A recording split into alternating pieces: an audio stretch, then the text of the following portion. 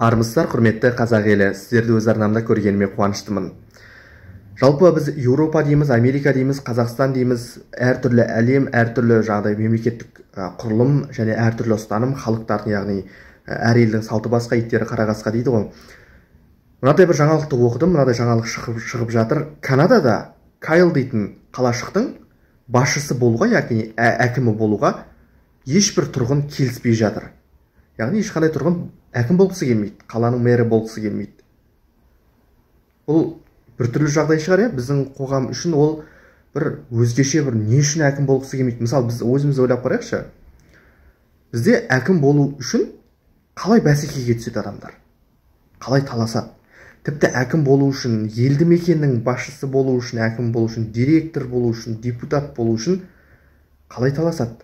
Неше түрлі жемқорлық әрекеттері орын алып жатыр.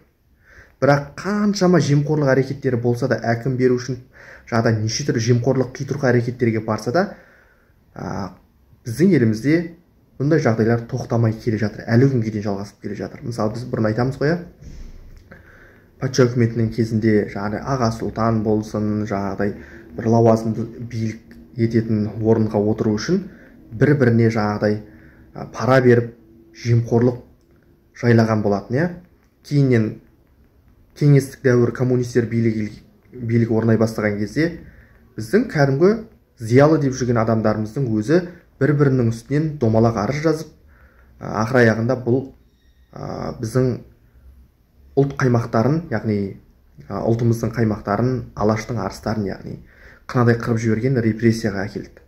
Әрине, сонау Кремльде отырған Сталин, Ленин, жаңағыдай басқа да кеңестік көсемдер қазақ даласында не болып жатқанын осы жергілікті басшылар арқылы біліп отырды. Екі күннің бірінде Сталин біздің қасымызда отырған жоқ қой енді. Айналып келген кезде біздің қоғамға не үшін мұндай нәрсе жаңағыдай өзгеше болып көрінеді? Яғни, ойлап қараңыздаршы, Канада не үшін әкім болғысы келмейді? Канадада сол халық, қаншама халық әкім болудан бас тартып жатыр, болғысы келмейді, сайлауға түскісі де келмейді. Олар не істерін білмей жатыр, қалай әкім сайлаймыз деп. Ал бізде сол жағдай орын алса, біз қалай қараймыз оған? Бізде ол күлкілі жағдай, шындап келген кезде. Әкім болғысы келмейді. Кім әкім болғысы келмейді? Мысалы, бізде ойлап қараңыздаршы. Әкім болу үшін бізде қолынан келген барлық мүмкіндікті сарқып пайдаланады.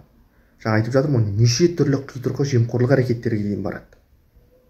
Сол креслоға отыру үшін, креслоға жайғасу үшін.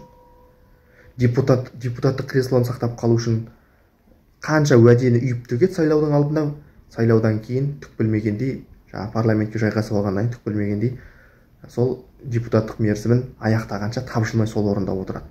Қандай да бір қоғамда бір резонансты, бір айқай-шу болмаса, сол орында депутаттық мерзім бітем дегенше отырады.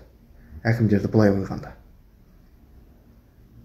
Біздің қоғамда осындай озық азаматтық қоғам орнату үшін бізге не істеу керек? Бұл біздің немізге байланысты, біз жағдай, осындай жағдай, қалай айтсам болады, жемқорлық тым көп бізде. Бұл не үшін бізде жемқорлық көп? Бұл жүйенің қателігі ма, әлде бұл біздің жағдай басқа құрлықта орналасқанымызға байланысты ма, әлде көршілес орналасқан мемлекеттерге байланысты ма, яғни мысалы Қытай болсын, Ресей болсын, олардың да ықпалы болады ғой енді қанша дегенмен. Әлде ол біздің менталитетімізге байланысты ма? Жалпы әкім болуға жағдай таласпайтындай кезең бізде орнауы мүмкін бе жалпы? Алдағы уақытта ондай жағдай, сондай күнге біз жетеміз бе? Қалай ойлайсыздар? Сондай жағдай әкім болудан қашатын күнге жетеміз бе? Қалай ойлайсыздар?